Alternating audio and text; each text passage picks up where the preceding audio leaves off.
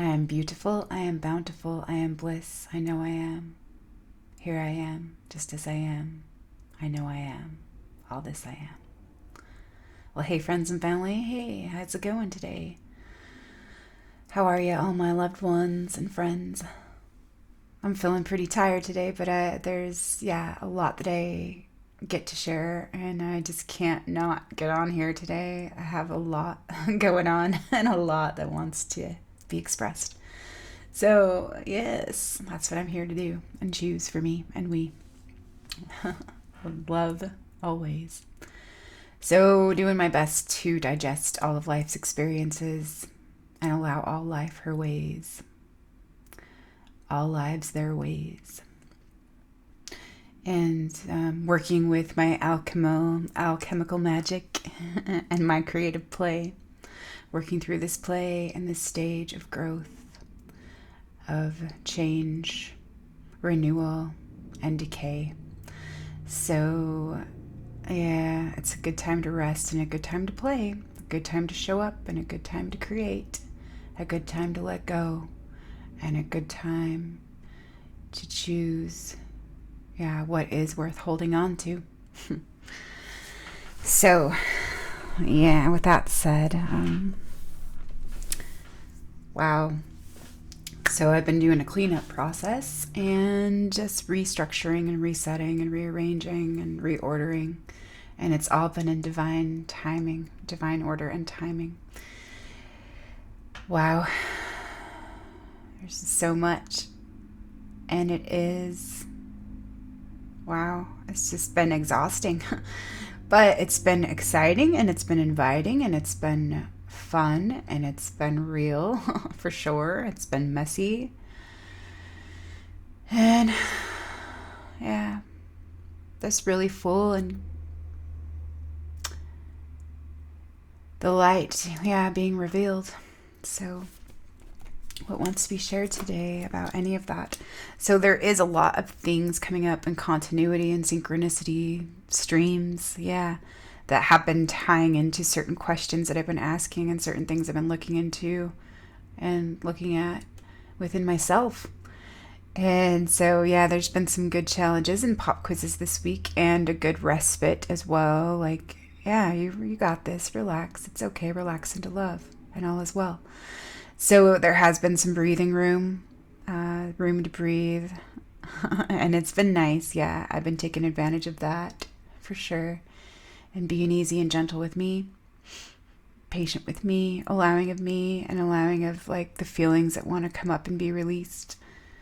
And it's getting easier to do that without feeling the need to attach to different stories or identities or roles or viewpoints or defense strategies, survival strategies, comparison and competition stories. Because that need to be right is lessening. It doesn't have as big as a pull for me. Now I'm more aware of it in certain ways because of my insecurity and my feelings of instability and uncertainty of self. So it's kind of interesting though, just the way that it all happens. And just these books that I found and these treasures that I found during my cleanup process, just been wow, like blowing my mind and how. And so, I've been looking at, Uranus and Saturn in my chart and Neptune and Pluto and all those planets, those outer planets in different ways because I hadn't really ever gotten that far like into astrology. Like I have a basic understanding and I'm ready for intermediate astrology, I believe, because I am familiar with the basic and the simple concepts of it, and I'm all the glyphs and the symbols and like reading a chart and like certain things that correspond to it, and like familiar with working with some of the elements and some of those things. So it is interesting. So I'm ready to dive deep in here, and I love like relating it to the archetypes and to mythology and cosmology and all of that. So it's been really super fun for me, and this book Astrology Alive by Barbara Shermer, I believe her name is. Yeah, Shermer. Yeah, it's tied in a lot of things for me. Like, just wow, just the way that she presents it in his dynamic way. So, yeah, there is so many things in there, but I loved reading about the hero's journey and Leo, and I wanted to share a little bit of that today. And also been looking at, yeah, obviously personality and things like that, but yeah, just implanted beliefs and imprintings and things like that. So looking at my relationships and my relationship to authority and looking at those planetary questions, like to know myself and, yeah, to kind of explore and excavate and investigate some things. And yeah, you know me, I love questions and I love asking questions and I love receiving, yeah, more clarity and learning and expanding on that curiosity, that desire to know, to understand. And so, yeah, it was interesting for me to come across some things in my box of treasures. Yeah. The part of my closet that I didn't attend to last fall, I kind of put that off. That was like the hardest part, where I thought it was going to be the hardest part of, to sift through and to sort through and to go through that cleansing process. And so, wow, I mean, I guess, yeah, I'm ready or not right now. So I had found some things relating to authority and just some different things, some parallels that I could draw and some ironies. Yeah. And one thing that I found was a folder that I was given in a Reiki class that I took, I believe, in 2005. Oh, nope, it says I got my certificate, my first Dan Reiki, given at the Academy of Life Management in Salt Lake City on the 23rd day of June in the year 2007. So that's interesting. Yeah, I took this class with a cousin of mine, and I believe it was like a couple weeks. We showed up for a couple days each week and had homework assignments and things like that. And so I was happy to find this, and I have thought about that class over the years and about like my beef with it, about like what didn't feel good about it, and kind of the things that turned me off about it, but also the things that I did like about it and appreciate about it were good as well. And so, yeah, and I did like some of these handouts that were given and just good reminders, like, yeah, really. But one of the beefs that I had about it was I really did not like the headmaster. I didn't like the teacher, the head honcho teacher. Yeah, there was some kind of something about her I didn't vibe with. But like I didn't quite understand what it was, and I thought, oh, maybe I'm just being like a little bit judgmental or a little bit like harsh or something. But I can understand, yeah, what it was about, like looking back with hindsight now. So it was that boss archetype and that know-it-all archetype and that mother superior archetype that I've always butted heads with and clashed with. And so it's just kind of funny making friends with that part of myself and that super ego or that spiritual ego and that, yeah, no nonsense, just do it my way, or there's the highway kind of thing. Like, although I haven't like really been that type to set ulterior ultimatums or whatnot, like to people. Yeah, I'm not demanding like that. I'm very accommodating, actually, or I have been, like, to the detriment of myself. So, yeah, there is just this weird, dynamic there where, I don't know.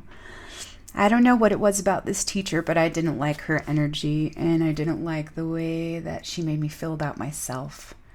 And yeah, just maybe it was her own insecurities, and maybe that was like a little bit of reversed skunk medicine there. So I'll read about, yeah, some of the things that I wrote about that because I answered some questions from Astrology Alive. There were some good questions to answer, to look at, and to ask myself. And so I did just that and decided to do those exercises. But there's so much more work that I've done in the last couple days. And it's just, I can't even believe how fast and this like new acceleration, this new relationship with time, or yeah, through time or beyond, yeah, or out of time. I don't know.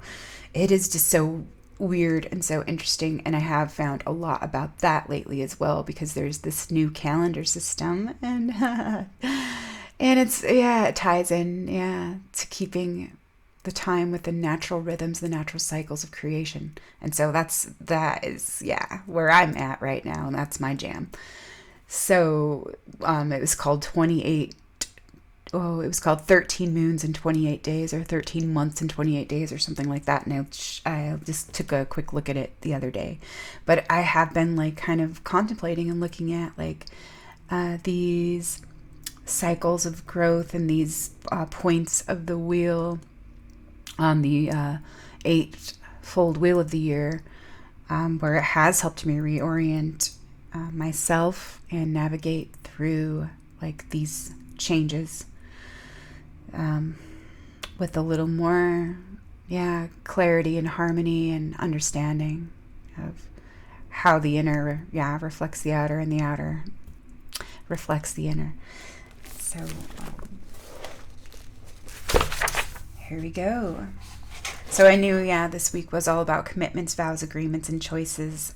And yeah, all those things project self-love and self-respect, life's lubrication, and liberation and dedication. So, and it's my birthday's approaching next week, and it's already being celebrated. And it's come early, yeah. So I got to ask my husband for a couple books and a couple oracle decks, because, yeah, that was like, he asked me what I wanted, and I was like, well, I could use this and I could use that, and I've been needing this and I've been needing that. And he's like, that we can get you that stuff anytime. What do you really want for a gift, for a birthday gift? And I was like, well, I don't know, I'll have to get back to you on that. So I did think about stuff the other day, and I was like, oh yeah, this is what I really do want, and yeah, this will be a treat for me to receive. And so yeah, less than 8 hours later, I got like 4 of those oracle decks that I wanted, and so I'm excited about that. And I got 1 book that I had asked for, and then there's, yeah, more coming. So that was kind of nice and sweet, yeah, to receive those last night. And I haven't dug into any of those yet because I've been so immersing myself in these things that have been coming up for me, like around astrology and these working with these energies and these archetypal qualities and integration of, yeah, all these things I'm learning that I've been putting into practice, and all these aspects, yeah, harmonize the whole, make it a coherent whole. And then I've been nudged to work with color, obviously, in new ways. And those things, those interesting things have been coming through. Like, wow, it's just so perfect, the synchronicity, like, in my life right now. And I just can't even tell you how, but I'll just share a little bit about, yeah, what I received. And so, yes, and when I was talking about, like, the other day, a couple days ago, with my honesty and transparency video, I was sharing a little bit about Astrology Alive, I believe, and like I'd taken some little nuggets from her book and written them down in my journal because they were just too good, and it went along with like everything, yeah, that's been coming in for me and streaming in. So the alchemists were pursuing what is in essence the art of changing consciousness at will. Turning lead into gold means transmuting Saturn, or that lead, unconscious energy into pure solar gold. Yeah, consciousness. So as above, so below reflects the understanding that behind all external phenomena lies a totality, one interconnected, interdependent whole, which is sensitive and responsive to the movements of all of its parts. We recognize that the world is a symbol whose ordering is meaningful only as it represents a deeper, more profound aspect of our consciousness. The visual universe is, to some extent at least, a projection of the human psyche that is perceiving it. We can know the forces within, and they can be called forth. So yes, LOL, I'll take that, and I like dem apples and my applesauce, bitch. So how awesome was that? Yes, ma'am. So very awesome for me to receive. And the beginning of the chapter, yeah, was so beautiful to me. And that was all about like the wisdom and that is shared with us through nature and the animals and watching the sun, the moon, and the stars. So, I've been thinking about authenticity and originality and the fake, modified plastic, hypnotized, prepackaged consumption of program bullshit and lies, seeing through real lies with real unclouded eyes, the inner and the outer, self-realized, divinely aligned, ordered and structured, God-realized. So, yes. August 13th. I got to spend some time with my little niece, and yeah, we got to play with some paint, and I just got to go, take her to the pool and spend some time with her. I hadn't seen her for a couple months, so it was nice, like, to be together and to share love with her and to share, just some time and attention and care. And so I did enjoy that, and I always enjoy being with her. She is super important. Yeah. And like, my relationships are that which makes life worth living, and that which makes it just that much more precious is the precious love that's in it. So I heard something about presence and attention, that focused attention and God presence, God connection, super consciousness, pure consciousness or awareness, loving intent is God self-realized consciousness. And maybe another way of saying samadhi or moksha or unself-consciousness, selflessness, godliness, connectedness, bliss, joy, consciousness, naturalness, cleanliness, the cleanup process. Yea, for the clearing, cleansing cycle of renewal. Learning about Neptune, Jupiter, Pluto, Saturn, and Uranus and the roles they're playing out at this stage. It's so interesting indeed. Learning about experiencing, transmuting, and counterbalancing. Softening, working through the difficult transits, through more understanding and clarity about these influences on our psyche and well-being, growth and transformation. Yeah, this discovery, healing, and recovery. Remembering who we are, coming home to who we are, and becoming who we are through all we are. And so Saturday, so I got to spend some time with her. She had a little sleepover with me while her mom and dad were doing some good things, and things they get to do and choose for themselves, for service and for empowerment too. And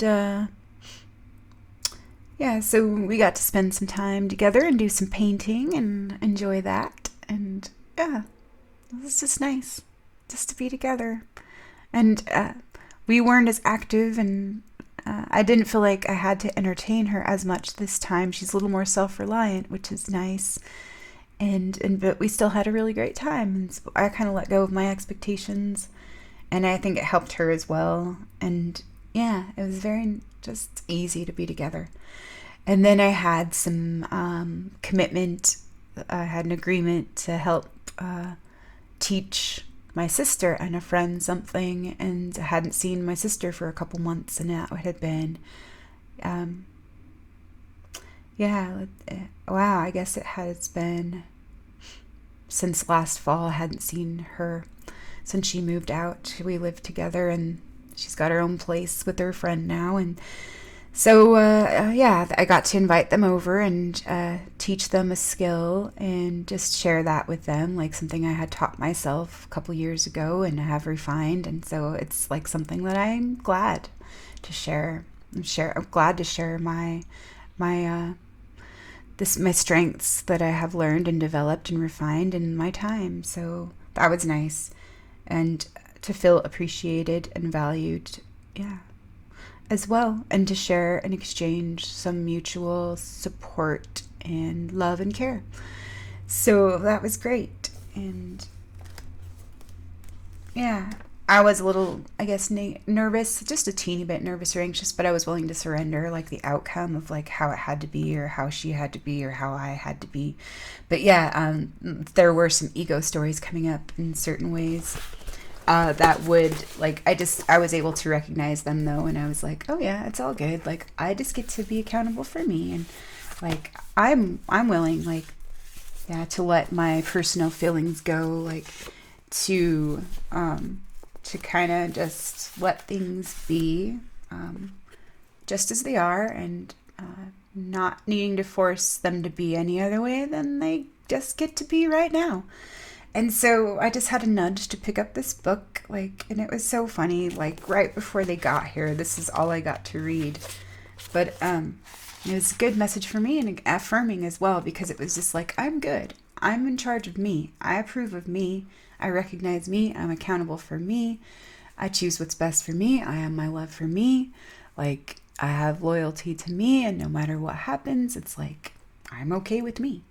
I know I'm enough, and I'm enough right now, like, in all that I be. So just show up as I am, and just as I'll be. And so, yeah, it's just so funny that I opened this book up. It's called Crucial Conversations, Tools for Talking When the Stakes Are High.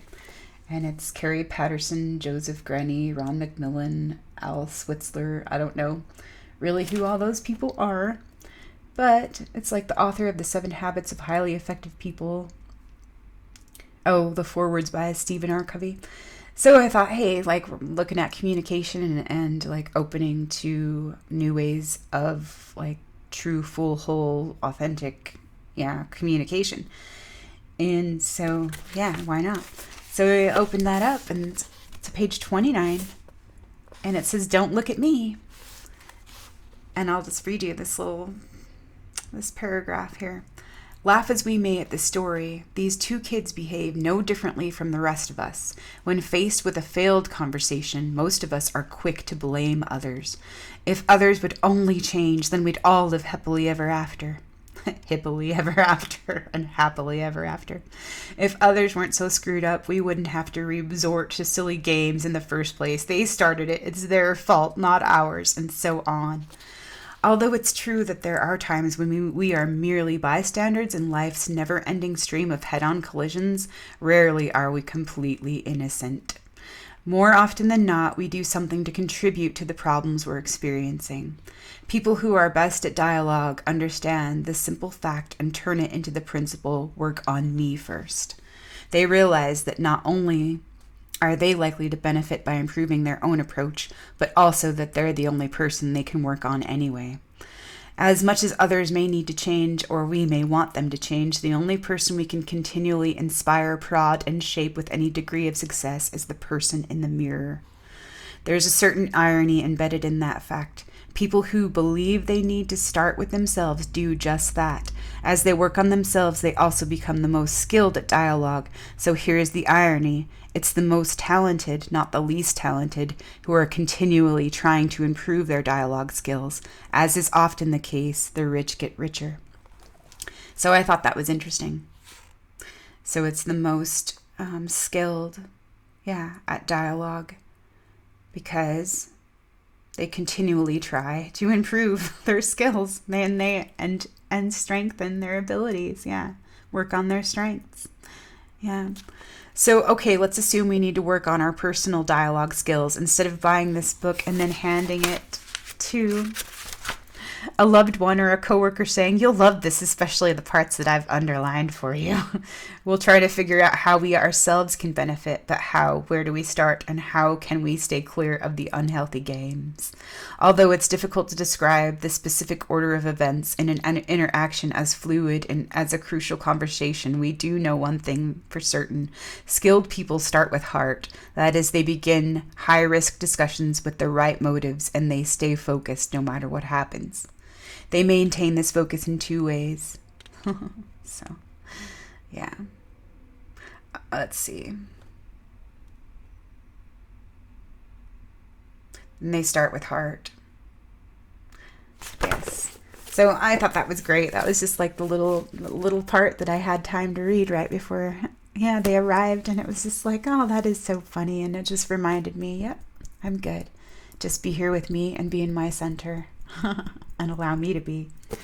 And then just like let go of everything else and let it unfold and let it be how it gets to be. And so that was a good freeing up of energy, and everything went well, and it was great, and it felt good just to be and just to offer and just to experience and just to be open to that receptivity of what could be. And so yeah, that was really nice. So it was August 14th, 2021, Saturday. Wow, a day to play, trust, relax, and let go of control and just show up and be me.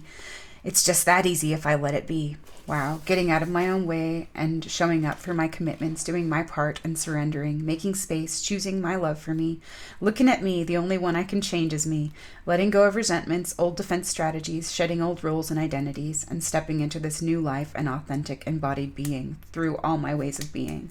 Being willing to learn, grow, change, experience, digest, assimilate, integrate, appreciate, cultivate, strengthen, unify, honor, harmonize, align, express, stretch, relax, release, share, live, love, be free, share, offer, give, receive, dream, create, and be, always. One love through all my whole, true, full ways. I had a good day with Sammy and Scott, and I got to paint a little with Sam this afternoon before she got picked up. She's growing up so fast, and it won't be long till her birthday comes around again. Mine's next week, and it's coming up early, apparently. So, yeah, my sister brought me some birthday chocolate, and she gave me a really pretty shirt that I was happy to receive. So thank you, Lisa. And, yeah, I had a nice time with them, and it was great. Yeah, just to share and just to be together. And to share encouragement and support with each other. That felt really good. So presence, generosity, wealth, abundance, wisdom, clarity, prosperity, and hospitality. Blessings, kind words, encouragement, congrats, compliments, admiration, and appreciation. Creative, loving, gentle, true, supportive, integral, mindful, guided, empowered, accountable, impeccable, heart-based, whole-based, love one-based, foundation of grace. Man, that felt good to just let go and embrace the unknown and trust in the flow of this grace. Let go of control and be willing to face myself and let go of all, to go with the flow and just offer love seeds. Offer love and plant seeds, suggest and encourage growth, and that was the best use of energy. So I got to read about the elements and a breathing technique to do around the autumn equinox. So that was so great in Astrology Alive, because I've been reading about the elements as well and like working with them for the last, really like since the last year, but just like adding, like when it just comes in like another lesson, another layer, another level of understanding, another layer, another play, another phase to work with. It's so great. So yeah, I'm finding all sorts of gems and nuggets. So yay, something good to practice for calm and centering. It was this practice, this meditate, or like this breath work technique. Yes, for alternate breathing to achieve or receive that peace and that calm and that grace and to get back to the center. And it's traditionally done around the autumn equinox, so that's like next month. And so I'll just be practicing it this month, and I'll offer to share with my autumn equinox circle. Yeah, that'll be interesting and awesome. And yeah, what I loved, read about Leo and the hero's journey. So the other exercises that I read about, like, reminded me about things that I actually wanted to do in different workshops. And so it brought back all this inspiration and all these ideas of, like, how we can, through art and creative play and togetherness and presence and being in a group together, support each other and play, for these, like, these ways of healing, like play through our healing and heal through our play. So that's very cool for me to see that. And so the connections with astrology, the archetypes, and a new map to the psychic wilderness, and all the characters at play through these challenging and expansive transits and dances, interplays and exchanges, catalysts for big changes, roles and dynamics to grow, create, and change. So wow, I asked for some books and some cards for my birthday, and wow, less than 8 hours, some of those just show up. I'm so excited and curious, intrigued. And so I got the Magdalene deck, the Shadowscapes Tarot deck, the Wisdom Oracle deck, and Dreams of Gaia Tarot. And that looks so amazing. And I also asked for the Golden Key by Brandon Beecham, and super excited. Looks like a fast, easy read. So I'm looking forward to the Art of Memory and the Corpus Hermeticum, the Autobiography of Yogananda, and the Mists of Avalon. So loving the wisdom, fun, play, discovery, and magic and creative love always unfolding. And now the real work begins, LOL, the showing up and bringing forth the abundance and the vision within to share with others and enrich, give back, inspire, uplift, encourage, serve, and assist. What an interesting time to be alive and choose to persist, to thrive, not just exist, but participate and choose to be all in, OLLIN. Look at Aspire again. Breathing techniques, breath work, yoga discipline, chants, mantras, codes, poetry, loving kindness, compassion, empathy, mercy, and forgiveness, working with color, auras, envelopes, and containers of consciousness. Color therapy, color codes, light languages, art modalities, healing arts of the divine feminine, flowers, fruits, foods, diets, dietas, consumption of energy, light, attention, substances, nourishment, information, frequencies, vibrations. In alignment? Are they in alignment? Or have I been choosing? Substitutions, surrogates, projections, replacements, imitations, limitations, illusions, unclaimed or misdirected energy. Unconscious learned behaviors operating, conditioning, survival's ego strategies, addictions, distractions, wheel of fortune, wheel of suffering, feedback loops, circular patterning, imprintings, trauma-based mind control, manipulation, and exploitation of senses, feelings, thinking, seeing, and perceiving through filters, biases, assumptions, beliefs, implanted,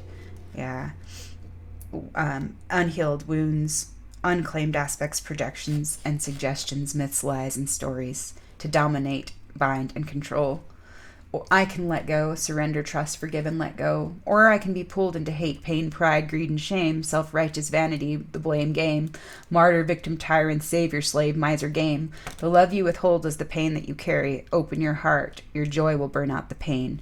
Fire, water, earth, air, and ether, and the center, the space that unifies. Alchemical union, the dual nature, and the love, power, authority that oversees the power of our love and unity. Yes, Hermes Trismegistus and Lu with the long arms, the sun penetrating the illusions of the mind. The thunder beings, frog medicine, clarity, Om Vajra Sattva Hung, revelations, purifications, Hung Vajra Pe, Vajra Sattva, Vajrapani, the lightning bolt of my mind. Lakshmi, Durga, Saraswati, Durga Kali, Hathor, Isis, Mother Mary, Mary Magdalene, Mother Goddess, Sophia, Gaia, Christos, and Buddha rainbow bodies, abundance, divine spiritual wealth, prayers and gratitude, synchronicities, and our attitudes, humor and acknowledgement, digesting all life's experiences, and being willing to set aside personal feelings to heal and see new perspectives, solutions, revelations, and avenues for growth, change, transformation, connection, and true purpose, service, happiness, desire, and longing, love in the beloved, fulfillment as one love always, love always. So, that was what I wrote before I went to bed last night. And like, because I have been like nudged to work with color lately, and I found some color books in my box of treasures, and I looked at it today, and it was super interesting. And there's so much in here that ties so much together. And I'll maybe go into that in a minute. But what I really wanted to share was a little bit about Leo and their hero's journey. And then, these things that I received today. And I've had like a headache for a couple days, but it hasn't been like as terrible as it usually is, like with these types of migraines that are usually on the left side of my head. And like it's been like, just a really mild form of it. Like sometimes they're really excruciating, and it's really hard for me to get out of bed on those days, like when that's really bad. But like some days it's tolerable and I can still kind of function, although it's not my favorite, and it is challenging for me to just do regular activities of daily living, but I can still push my way through it. But like it's been okay the last 2 days, like not too bad. But last night it kind of was getting a little worse, and this morning I kind of woke up with it, and it's kind of feel like a big compression in my head. But just doing my best to be with it. And so I laid down and I rested for a little while, and that felt good for me. But just allowing it to be, and not like resisting it or focusing too much on it, just like letting it be. And if it goes away, yay. If it stays, yay. Okay. It's just something that I get to experience, and I just get to take care of me and respond to me. But I had a hard time going to sleep last night, and I woke up really early this morning too. So there's just some funky things like. So be gentle. Be gentle with yourself, and we'll be gentle with each other. We're all going through like our own hells, and we never can tell on the surface, like, what's really what the other's experiencing or going through. So this is like one of my favorite things right here. I will return in just a moment. Okay, so I still have my strength card in front of me. Strength. And the magician card as well. Right here in front of me. I'm working with those this week. Strength and the magician. And so I've had a lot of synchronicities with them. And all the energies that relate and correspond to number 1 and number 8. So, the planets and signs, the sun and Leo. This is from Astrology Alive. This is page 127. And it is just so super awesome too. Like, obviously I'm a Leo and my son's in Leo. And so, it's kind of funny. And I had this little card here because I had been doing like the alchemical, I did an alchemical spread, a tarot spread, a couple months ago. But these note cards were just laying around, and I just opened so many books that I kind of like look for bookmarks and stuff, and it's just so funny how they end up in different books and things like that. But I used this one. It said self-image, and this one's number 8. And our overall view of ourselves, this card relates to the previous 7 and the self card. How does the self-image card conform with the cards in the other positions, and what areas get to be refined and attended to? And I just kind of thought that was funny that that's the one that I chose to mark this place. And also, I just want to show you this picture of here. You see that? Like the concentric circles and things. And it does look like a portal, doesn't it? So, the vision of Emprian, that's what it's called. So anyways, the story of the hero's journey, the more fully understand To more fully understand the myth of the hero, read, for example, Joseph Campbell's The Hero with a Thousand Faces. Here's a bare outline of the themes of the story, and this is a great outline. The hero had two yearnings. First, to discover the details of his birth so that then he may learn his true purpose. And second, to find his beloved, his other half, so he could be whole. These two urges were the call to his adventure. This call brings the awakening of the self, which lifts the curtain on a mystery, a moment of spiritual passage in which the old life is outgrown and shed. No longer content with the old values, the old ideals, values, or emotional patterns, the hero is urged across the first threshold. With his destiny to guide him, he enters a zone of power which has a guardian of the threshold. The threshold stands for the limit of the hero's present life, both what holds him back and what helps contain him. Beyond is darkness and the unknown. The regions of the unknown contain all the projections of his unconscious.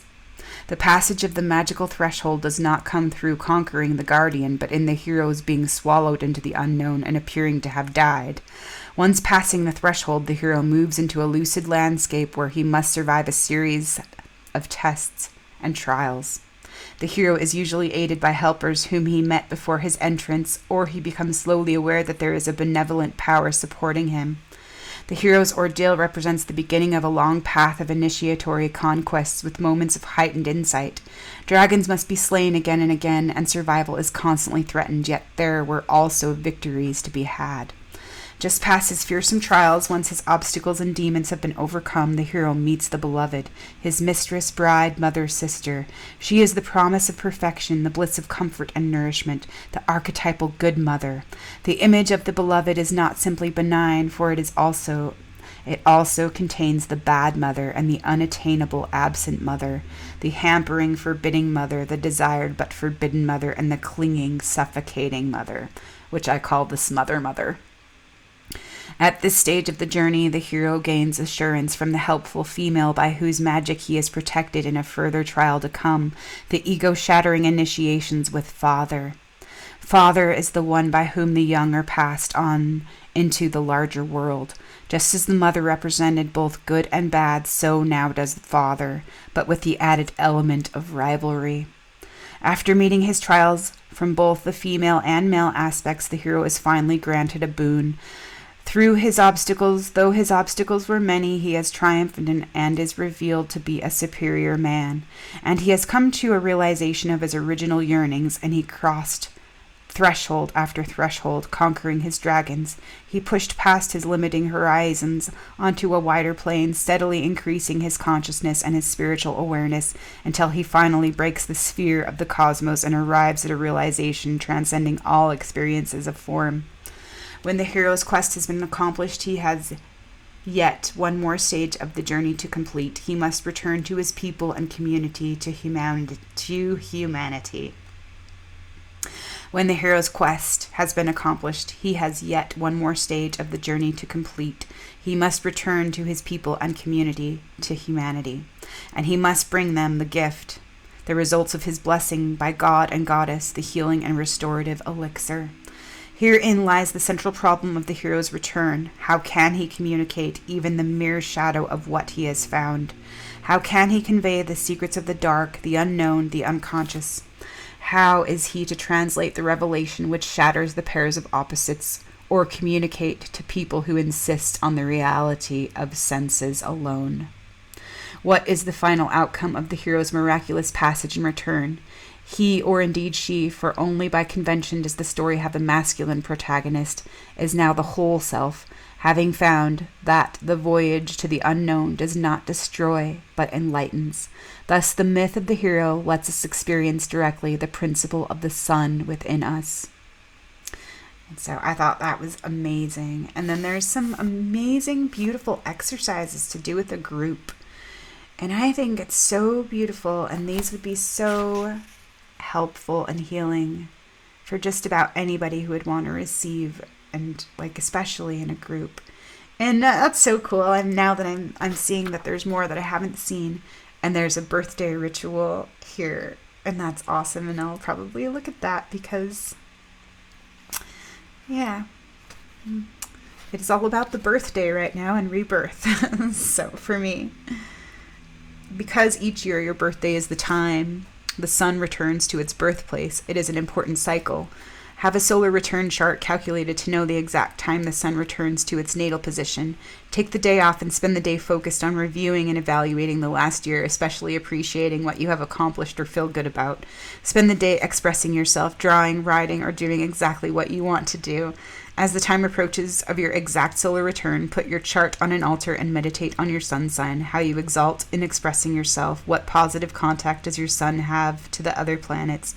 Breathe as your sun, bringing in new life, new vitality, new hope, or use any meditational technique which focuses particularly on the sun center, the Ajna chakra, or point between your eyebrows.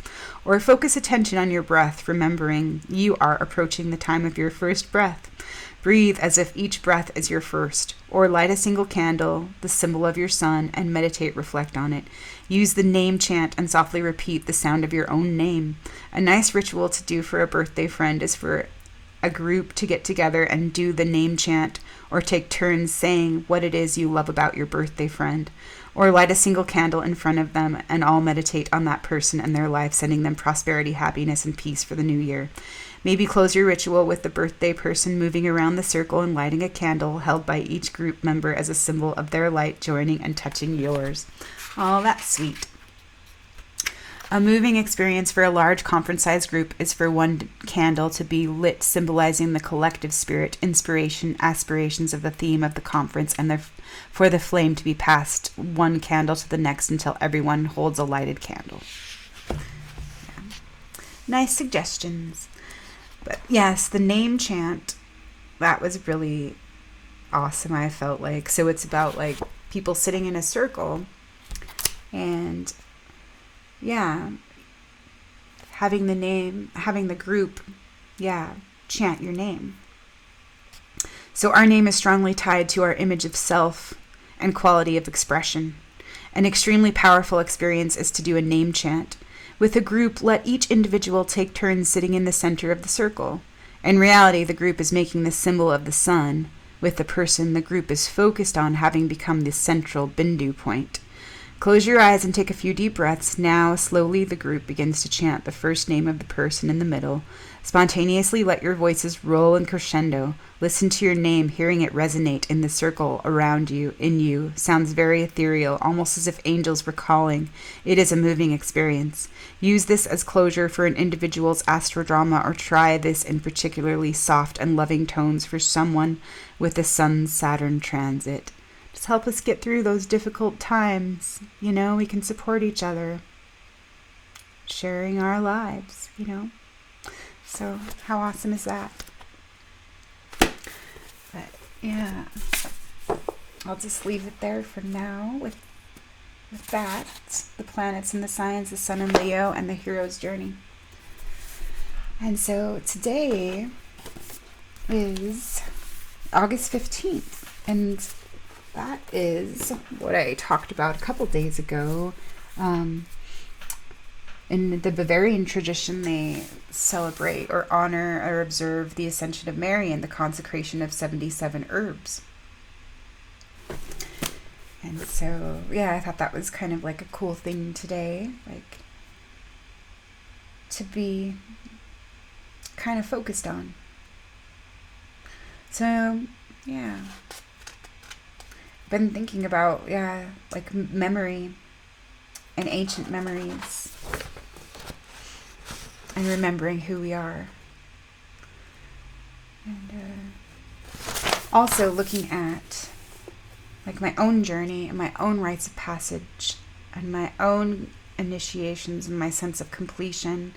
And also in some certain ways, because the past has been dug up, kind of trying to make sense of certain things.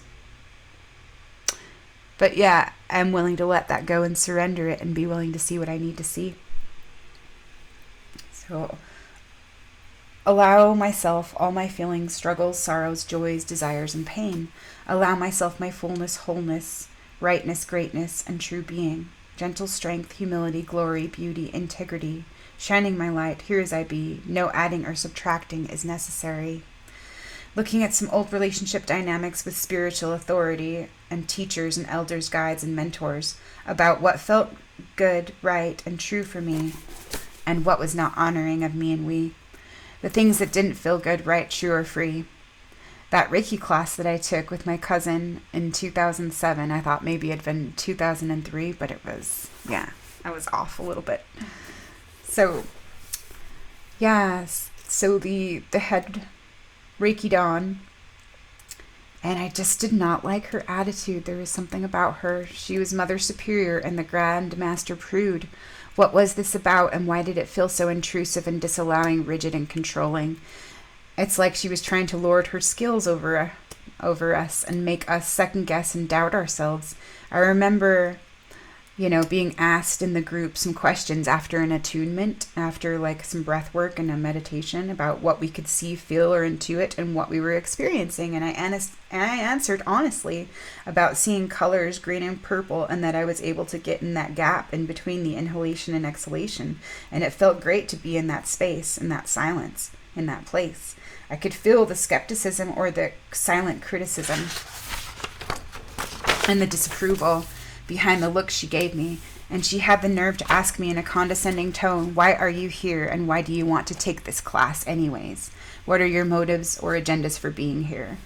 Kind of insinuating I didn't belong, putting me on the spot and making me feel I was wrong, like an ass, that I was wrong and not worthy of belonging, because I was somehow incorrect. And it seemed that she wanted us to follow her every word or bow to her authority since she was so wise, enlightened, and experienced. A Reiki Master, Dawn 4. But she was so sickly. She seemed so sickly, physically, emotionally, and spiritually, to me. I also questioned her motive secretly, and I wondered how I was going to learn from someone who couldn't heal or take care of themselves very well. I kind of covertly judged her for her physical ailments and imperfections. She just wasn't very well. She couldn't move around so very well, and she had a hard time getting to class one day because she wasn't doing well. And so it was like, I didn't understand like that at the time either. And it was just like, kind of like how we've been taught to victim blame and to blame ourselves, like, when we're unwell. Or I don't know, just how that goes. I'm willing to look and see into more of that now.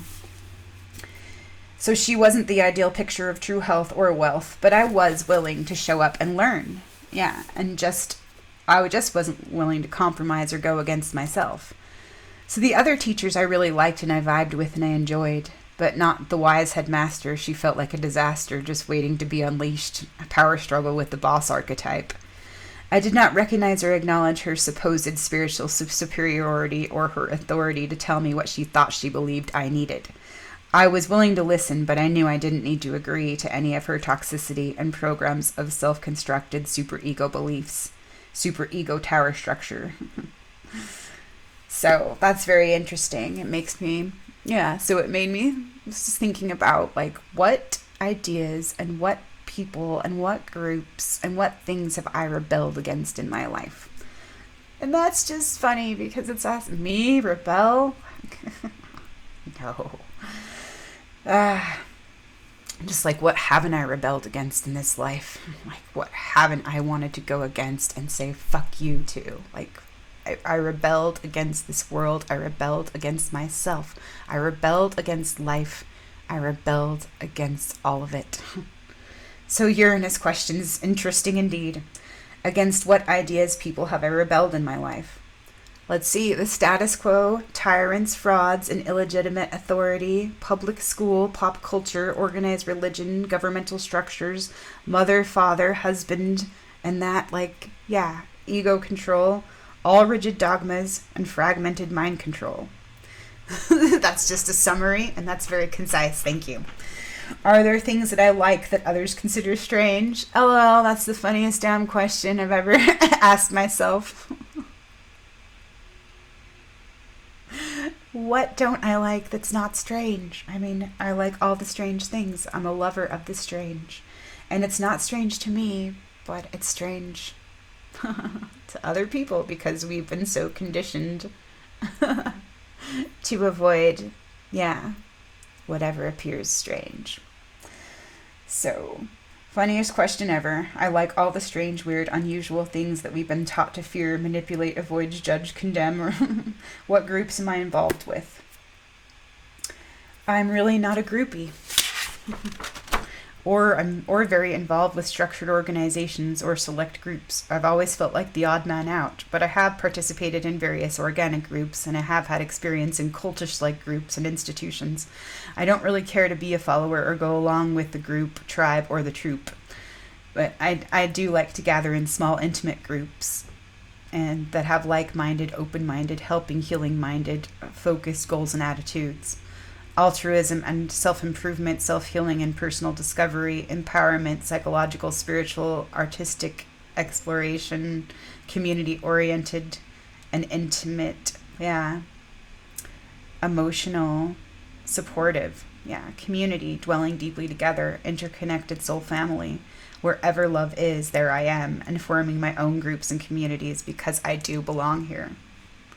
So I have been involved with certain groups for certain amounts of time, but I've never really identified with any certain groups, really. I've always kind of despised that, but maybe that's just to keep myself separate, and I'm willing to look more into that as well.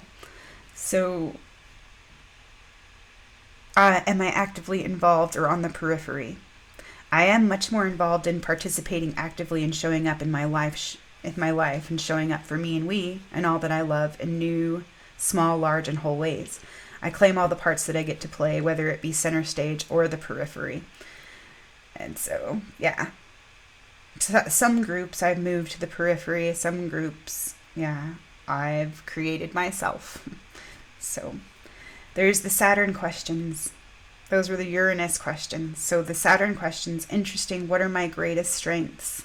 So I just answered and I asked myself some of these Saturn questions.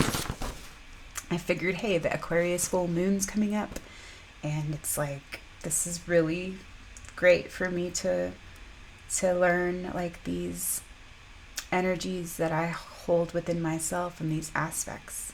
To learn how to harmonize and work with them, balance through them. So my greatest strengths: sensitivity and empathy, love, care, and generosity, my motherly nature, my loving kindness and flexibility, patience and creativity, open-hearted willingness, wisdom and humility, a desire to serve and relieve suffering and share love and goodness, beauty, greatness with others, and my own innate intelligence, my intuition, innocence, my spiritual wealth, my spiritual knowledge, my inner knowing, my love for myself and all of life, the ability to see, envision, and envisage the whole, to project that and bring it forward for the benefit of the whole, for the benefit of life.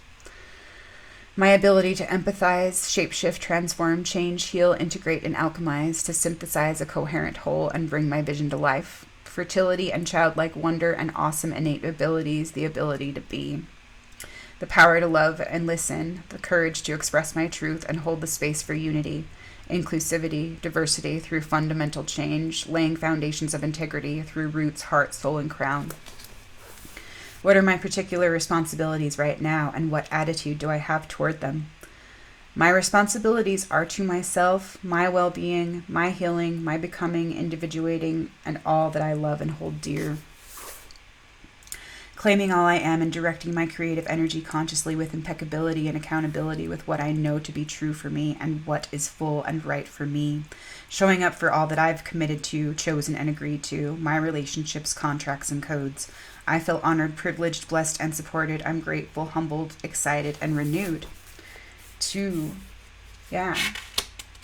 claim these responsibilities. I'm willing to meet my challenges and embrace my responsibilities and the new being born through my choices, actions, reception, willingness, and inner knowing truth. What are the traits that I fear, judge, dislike about myself? My false standards of perfectionism or enoughness or rightness. Inherited beliefs and mental cock blocks about who I'm supposed to be, how I'm supposed to look, feel, appear, or seem so that I can please. Oh God, stop please.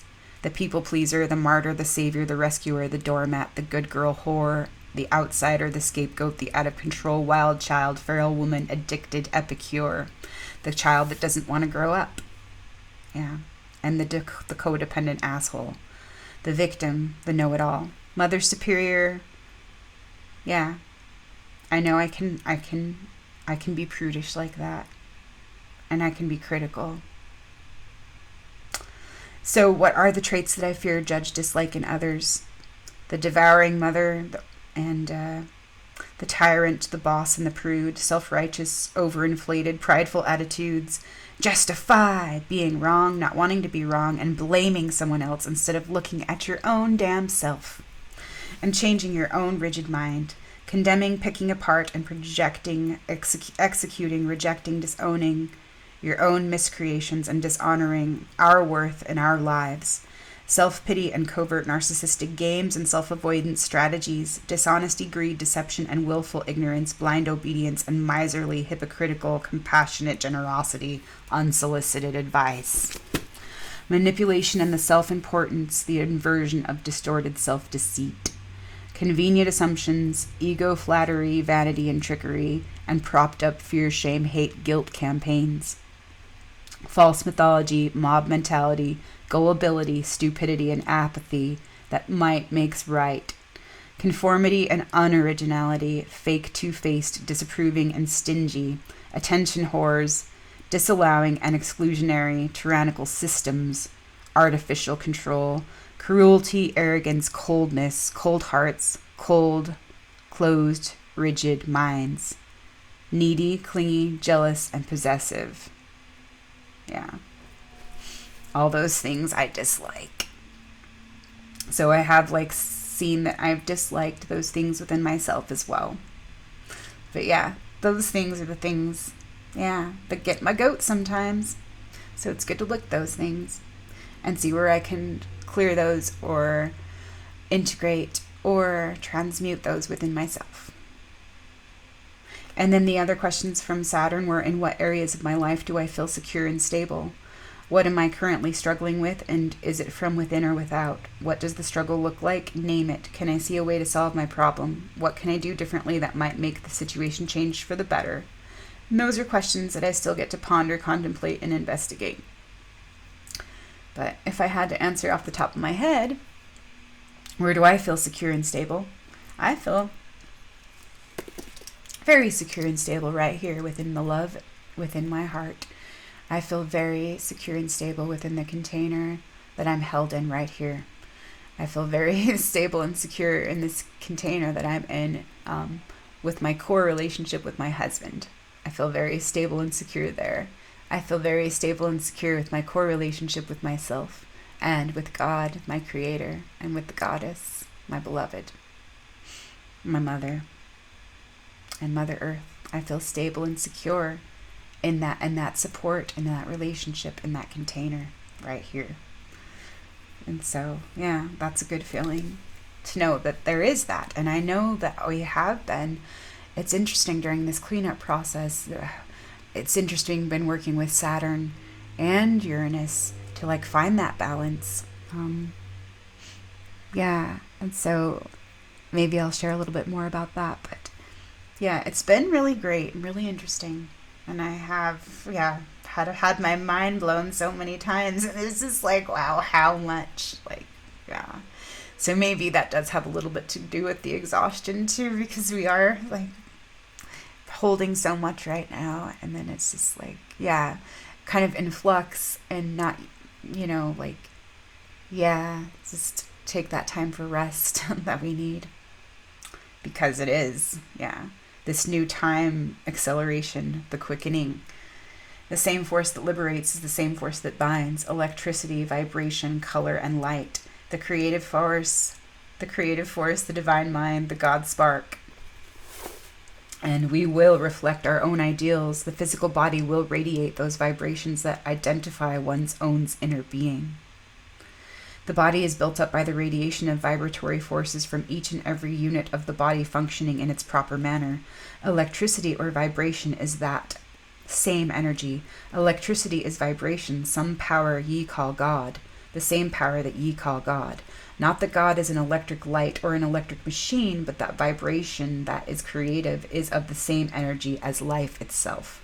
And that is from this book, Color, and the Edgar Cayce readings that I've been looking at today. And that was so cool in so many ways. And I will share just a little bit about why.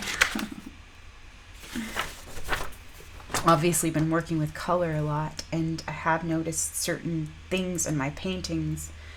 Like my preferred palette is the blue colors and the ocean palette and the water, all the shades of blue, and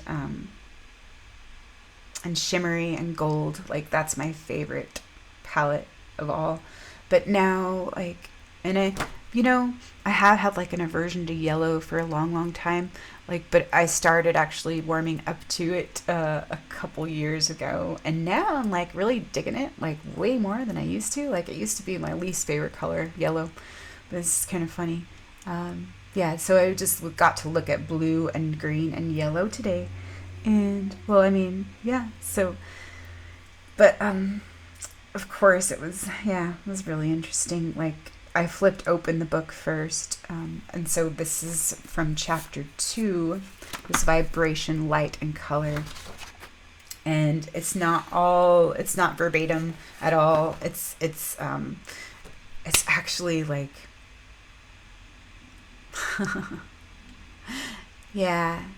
kind of reversed, but it's actually like true, and it makes sense to me. And I don't know how to articulate that, but maybe something will come through. So, the creative force, the divine mind, and the God spark. So, we will reflect our own ideals. The physical body will radiate those vibrations that identify one's own inner being. The body is built up by the radiation of vibratory forces from each and every unit of the body functioning in its proper manner. Electricity or vibration is that same energy. Electricity is vibration, some power, the same power that ye call God. Not that God is an electric light or an electric machine, but that vibration that is creative is of the same energy as life itself. Life in its manifestation is vibration, but vibration that is creative is one thing. Vibration that is destructive is another, yet they may be from the same source. All bodies radiate those vibrations with which the body, controls itself in mental and physical, and such radiation is called the aura. Man, by his compliance with divine law, brings order out of chaos, or by his disregard of the associations and laws of divine influence, brings chaos and destructive forces into his experience. Scientists come close to admitting that vibration and God are the same when they tell us that all knowledge of the universe is received through electromagnetic radiation. The readings state in definite terms that creative vibration is God. These readings by Edgar Cayce. So all bodies radiate those vibrations in which the body, controls itself in mental and physical, and such radiation is called the aura. The mediums or a psychic in certain phases of psychic phenomena gain their impressions from such radiation. In the harmony of sound, the harmony of color, even the harmony of motion itself, its beauty is all akin to that expression of the soul self in harmony of the mind, if used properly in relationship to the body. Not only is every physical body a receptor of color, but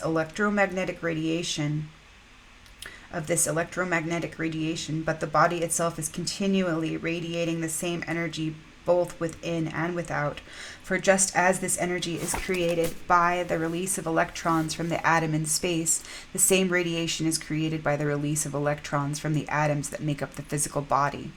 Are we in harmony with the creative force? Are we in harmony with ourselves? Are we building constructively, or are we using this force destructively? Man may misapply his own creative force, then become a destruction to self. Man's applying that force in that channel in which that is directed gives light, life, and abundance in every way and manner. Love always. Yes. So, man may misapply his own creative force, then become a destruction to self. Man's applying that force in that channel in which that is directed gives light, life, and abundance in every way and manner. Love always. From Chapter 2, Vibration, Movement, and Color, and the Edgar Cayce readings by Roger Lewis. And this.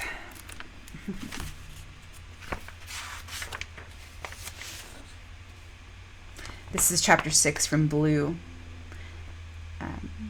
That man has been endowed with free will, free choice is his birthright. Do not cast it aside, nor sell it for the gratifying of any material thing in thy experience that is merely passing. The choice must be within thine own self. The ways may be set before thee, the choices must be taken of thine own consciousness, being aware of what ye would that the Lord would do with thee, what thou would do with the opportunities, the privileges he hath bestowed upon thee as one of his children. Whichever choice one makes for himself will be manifested in the ideal he has set. If that ideal is material, the choice will be manifested in materiality. If the ideal is set in Christ consciousness, the choice will manifest itself in the spiritual. Just how is this choice reflected in the association of the color blue? If the use of the will is for selfish purposes, if the ideal is set strictly in the self's personality and the development of personality for self-aggrandizement, there will probably be a lack of blue in the individual's color scheme. A misuse of will, even though it may result in the achievement of the goals the individual has set for himself, can result in a condition known as hyperthyroidism. The individual will have to meet every condition the hard way, and very likely he will be nervous and excitable in the process. It's funny. So, on the other hand, if one chooses to make his will one with the creative forces, he will have a preference for purity in blue and will find his way made easier, his load lighter. A preference for blue, particularly those shades with purity and clarity, indicates a spiritual quality, a calm, even, likable disposition. An individual with such a preference will express himself with thoughtfulness towards others. Blue is a color of universal appeal, according to Biron. He writes, in practically all tests of preference, it holds top place. An appreciation of blue increases in almost direct proportion to higher education, greater refinement, and higher income. Blue is the color of deliberation and introspection, conservatism, and an acceptance of obligations. While those who favor it probably have reflective minds and honest intentions, they sometimes use reason to selfish and self-justified ends. A genuine love for blue, he says, indicates a sensitiveness to others and to yourself, as well as a firm hold on passions and enthusiasms. Beliefs and opinions of blue types are usually inflexible and firmly set. On the negative side, ideas and ideals of others are sometimes viewed impatiently. A calm and smoothly operating environment with no disturbing upsets is the goal of one who favors blue. And that's fun and true, according to Dr. Lucier. Such a person is looking for quiet personal relationships with no frictions whatsoever. It has been suggested that Uranus, the planet associated with the color blue, is the planet of change. Astrologers indicate that those who have Uranus in their charts express creativity, originality, and individuality, and that this planet influences the direction they take in trying to express this individuality. Uranus is also concerned with occultism, originality, altruism, and independence. Each planetary influence vibrates at a different rate of vibration. An entity entering that influence enters that vibration. It is not necessary that he change, but it is the grace of God that he may. It is part of the universal consciousness, universal law. If we consider these aspects in relation to the color blue, perhaps an individual who does not have pure blue in his list of color preferences can change his personality, and by trying to develop a taste for pure blue, may help to bring his self-will into line with the will of the creative forces. So that's really cool, like working with blue. Very interesting. And other things that I read as well about yellow, which yellow is pretty interesting as well, but maybe we'll save that for next time.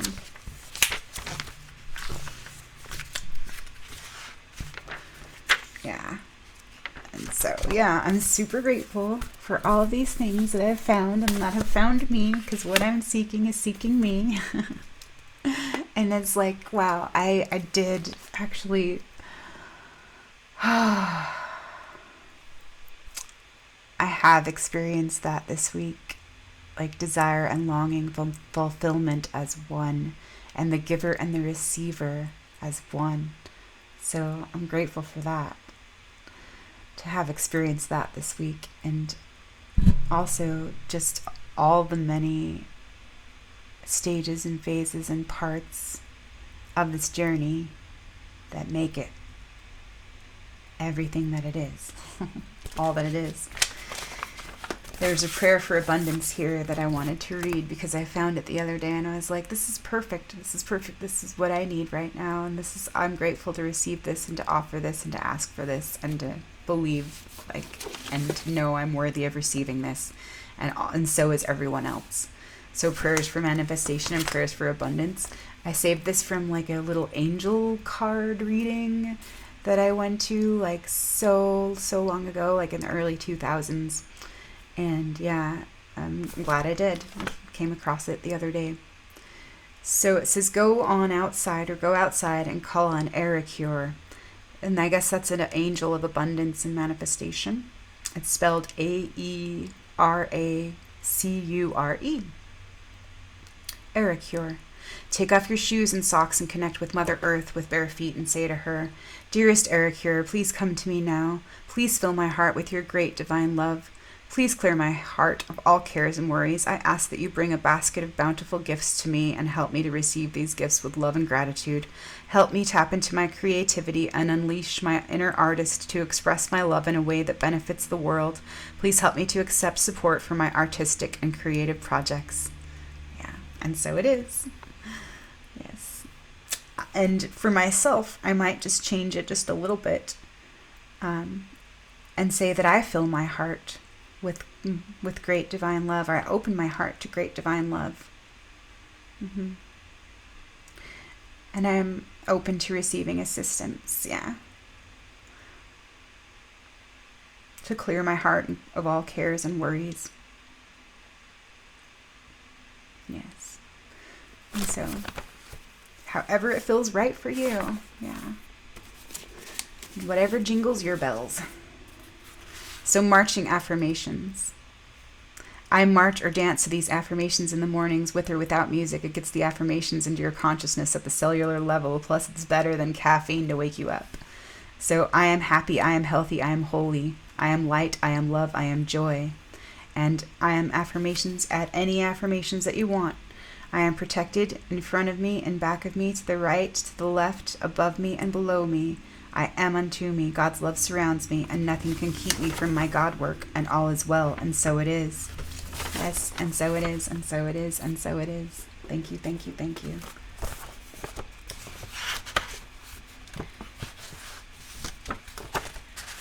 And this was something that my twin sister got to do when she graduated on it was one of her first degrees that she got, and it was in music and art therapy, and she did a classical night of song at Weber University, and I kept her little program.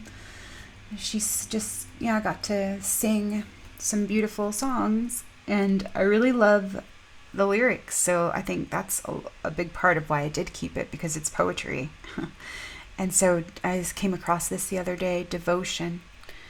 You my soul, you my heart, you my delight, oh you my pain, you my world in which I live, my heaven you, into which I soar, oh you my grave, in which I have buried forever my sorrows. You are repose, you are peace, you were given to me by heaven. Your love makes me feel worthy. Your glance has transfigured me in my own eyes. You lift me lovingly above myself, my guardian spirit, my better self.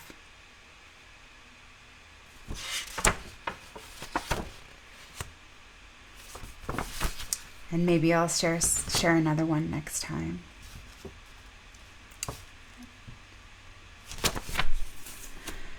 Well, it's been a ride indeed. And it's time to, be silent and listen and rest and retreat. I feel maybe it's a good time for that. But it's a good time to come back home to ourselves and be the love that we need And so I love you all. I hope you're well. And I hope you're being good to yourself. All right. Love ya. Let's see ya for now.